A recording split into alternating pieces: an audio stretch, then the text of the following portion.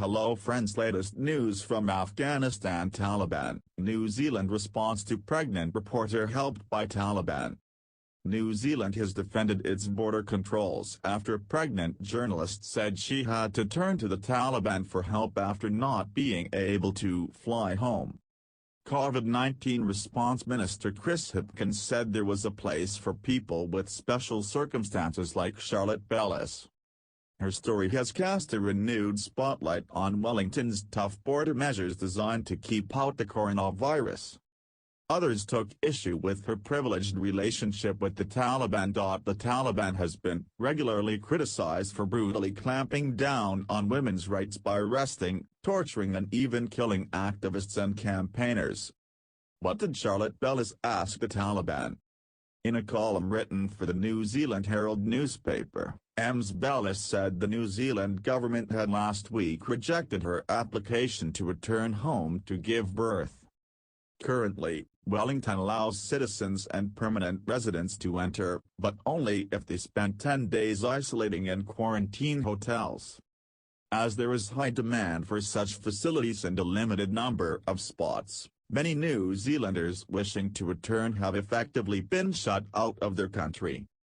She compared that experience to the way she was treated by the Taliban, whom she had contacted to ask if she would be welcome in Afghanistan as an unmarried pregnant woman.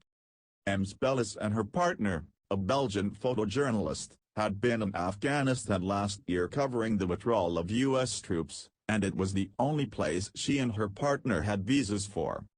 "You can come and you won't have a problem. Just tell people you're married and if it escalates, call us," Ms. Bellis quoted the unnamed officials as saying in response to her request.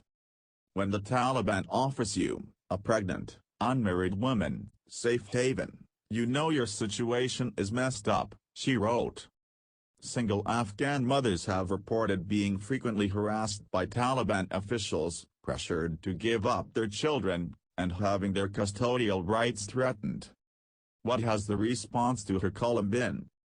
Since Ms. Bellis' letter was published, there have been calls for New Zealand authorities to adjust the emergency quarantine allocation criteria to specifically cater for pregnant women. Mr. Hipkins defended the policy, saying the system had served New Zealand exceptionally well, saved lives and hospital admissions and kept our health system from being swamped. He added, however, that New Zealand officials had invited Ms. Bellis to apply for a visa again under a separate emergency category. Ms. Bellis says she has also been offered asylum in another unnamed country since going public with her struggle. However, her story has also come under criticism from observers, rights activists and Afghans themselves.